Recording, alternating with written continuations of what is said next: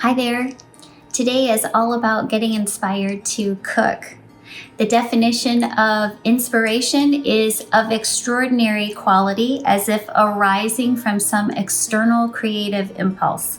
I'm hoping to be just a little bit of that spark of an external creative impulse that can motivate you to cook your own food at home, if not all the time, a little bit more than you are right now. I want you to go from feeling like cooking is a bore or a chore, something you have to do, to being excited about doing it. In this video, I'm going to cover the reasons why you might want to consider doing more cooking at home, common things that hold us all back from doing our own home cooking, simple strategies to make it easier for you to cook at home, and what to do when you're short on time. That happens to all of us, so we're going to address that. Setting yourself up to enjoy cooking. I said it, enjoy it, look forward to it. And how to keep the cycle flowing with momentum. So we're going to cover all of that today and perhaps a little bit more. What are some of the reasons why you want to cook at home? According to Healthline.com, some studies suggest that people who cook more often rather than get takeout have an overall healthier diet. So cooking at home equals you have a healthier diet. Healthier diet equals healthier you. So it's a big deal. These studies show that restaurant meals typically contain higher amounts of sodium. Yeah, your heart doesn't like that. Saturated fat, your heart doesn't like that either. Total fat and overall calories tend to be higher in restaurant meals. So what stops us from cooking at home? Oh, maybe you don't think you can. Maybe you weren't brought up or live in an environment where cooking was a thing, and so you haven't really seen it done, or you haven't done it much, and you just feel like you don't have the skills or the know-how to do it. You're not sure what to cook. What even should I attempt to make? I've never done it before. Maybe your kitchen is messy. Maybe before you start cooking, there's a little bit of cleanup that needs to happen and getting rid of some things. It is tough. If you live in a small space like I do, the kitchen just can't be a catch-all. You got to have some clear countertops in order to have space to create. You might lack the tools to cook, or you think cooking is just simply too time-consuming and you can't afford it. You're not very pumped about having to clean the mess up afterwards, or just generally you lack enthusiasm for cooking. I think to kick off, I want to encourage you to invest a little time. If you're new to cooking, I want you to get familiar with what's going on in your kitchen. So please first note the word invest. Sometimes we say spend, spend time doing X. But I want you to invest because there is a return for your investment. So invest a little bit of time getting familiar with what's in your cupboards, your refrigerator, and your freezer. And note what you found. So did you find boxes of pasta? Did you find cans of beans? Did you find frozen veggies? This is good. Now that you know what's in there, these can serve as an inspiration and a basis for the meals that you're going to create without doubling up and bringing home things that you already have. Next, I think it's really fun to watch recipe videos. Depending on your experience level or your goals, when you're searching for videos to watch, and YouTube is a great resource for this, use words like easy, simple, quick. Also throw in the word healthy so that you're getting the types of recipes that support the goals that you have. Just hang out, like instead of turning on Netflix, turn on a recipe video. You can pull them up on most smart TVs and watch them big screen, and that's a good way to just kind of chill out for a little while and get inspired. Another way that you can be inspired is to allow the weather to be your guide. Some fruits and veggies are seasonal items, and so this can serve as a compass for cooking.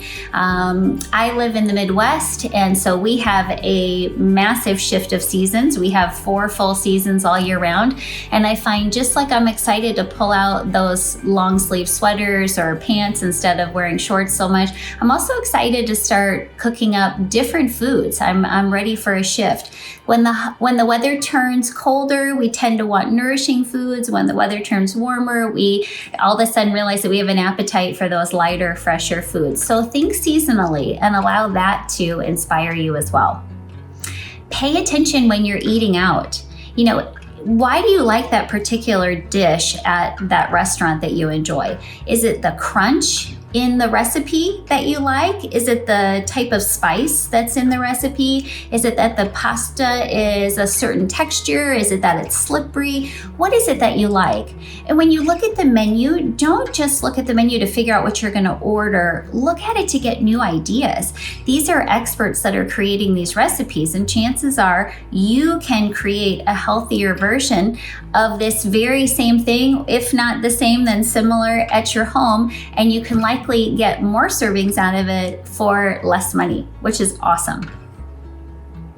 Now, when you head out to the store, I really want to encourage you to not go stressed.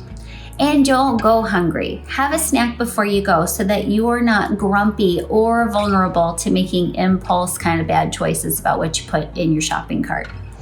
And look at items that you're not necessarily planning on buying. Jot down the new foods that you find in the store in a notepad in your phone or on an actual notepad, and then Google recipes that can go around these ingredients that you're finding.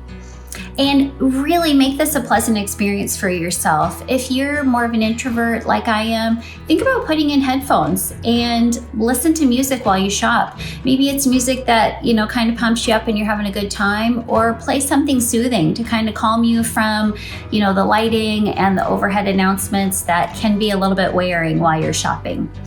I don't recommend doing phone calls while you've got those headphones in your ears, however, because that is kind of a distraction, and I do want you to try to be fully present while you're shopping and give your full brain to the activity. Don't divert yourself with the conversation. Now, what to do when you're pressed for time? That happens to all of us. The kitchen's bare and we're short on time. So don't despair. There's a way around this. Shop for one recipe. Make it something simple, make sure it's tasty, and plan to make a double batch. So when you're shopping, buy a greater quantity than the recipe is calling for so that you can get more bang for your time buck in the kitchen. Also throw a few staples in your cart, get in and get out when you're in a hurry. You don't have to wait to go to the store until you have time to shop for the entire week. That's going to feel too heavy when, for whatever reason, your calendar is really full. So just go shop for one recipe, put a few staples in your cart, and you'll go home and you'll be resourced for at least the next few days. This will allow you to gather yourself and then come back when you've got a little bit more time. You'll be set to go and you won't just have to rely on takeout. Allow shopping to be enjoyable by eliminating the pressure of needing to cook when you get home. The shopping day or shopping night is a great night to have leftovers in the fridge or healthy takeout. It's too much to go to the store, gather everything, really think it through, bring it home, put it away, and then start cooking. That's just too much. So we all love to eat. I don't want you to be mean about shopping when we all love to eat. So make it a pleasant experience and make it reasonable by shopping one day and cooking another day. Give yourself time to shop, but then also build in that buffer to come home and put the groceries away. It's too stressful wondering if you left something frozen or refrigerated in a bag because you had to leave everything all over the counter. So allow yourself that buffer of time so you can have an enjoyable experience. Now, when your shopping trip is complete, it's not over. I want you to keep a running list in your phone of the items that you need and the resources that you have on hand. That way you're never starting from zero. It's the worst feeling in the world to be out of food and have absolutely no momentum. Feel like you've got to go look through every single cupboard. You've got no idea what you've got. You don't have any recipes on deck. So just keep that rolling momentum. You're less likely to fall into overwhelm. Designate a notepad note in your phone so that you can just keep that grocery list rolling. And then also, about halfway down, keep a list of the things that you've already got on hand. That pasta, those canned food items, so that you're not rebuying, which is so frustrating to bring home food that you already have. But also it can be inspiring because you know what you've got and then you can build around it. I too like to create a list of the resources that I have in my kitchen. When I've shopped, lots of times I notice this around the holidays when I'm buying so much food and I'm making so many recipes, I can forget what I'm supposed to make.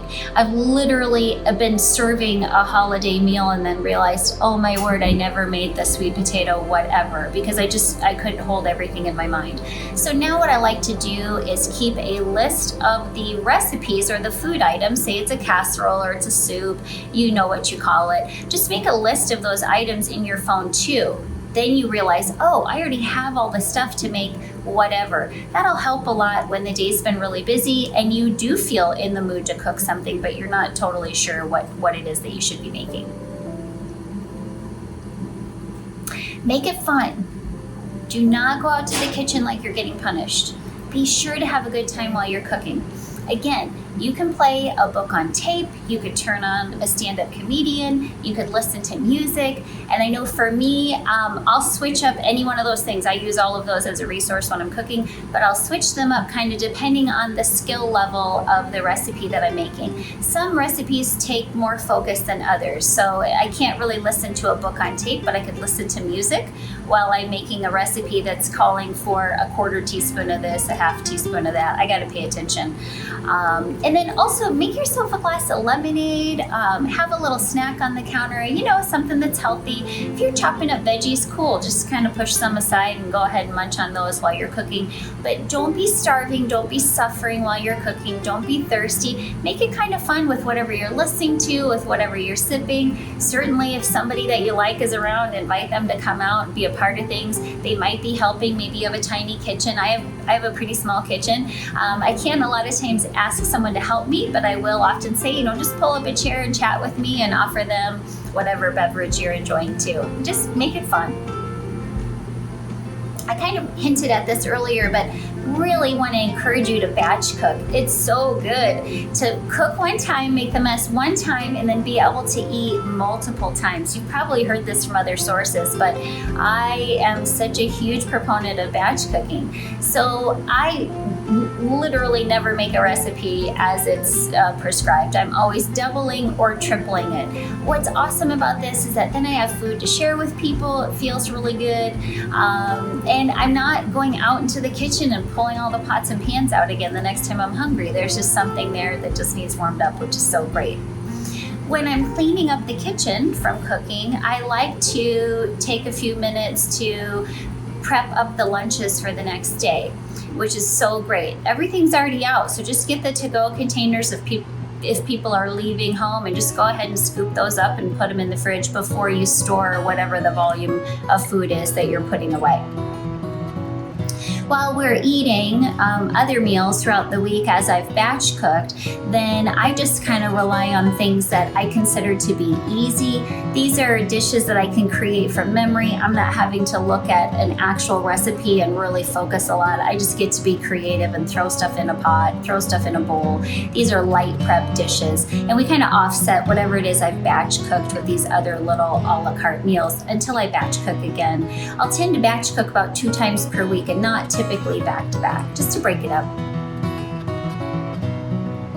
So ultimately, you can totally have what you want. If you've never cooked before, that doesn't matter. I'm now cooking at a level that I never used to do. I've fully raised 3 kids, and then after they left the house, I really took my cooking up, probably 2 or 3 notches. So if you haven't done before, that doesn't matter. Cooking at home can have a massive impact on how we age, on your health trajectory in general, the energy that you have, and really just kind of frankly the fun that you're having in life.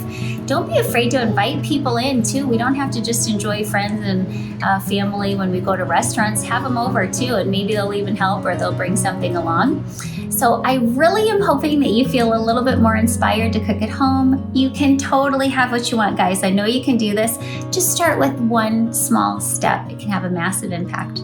All right, that's all for now. You guys have a great day. See you next time.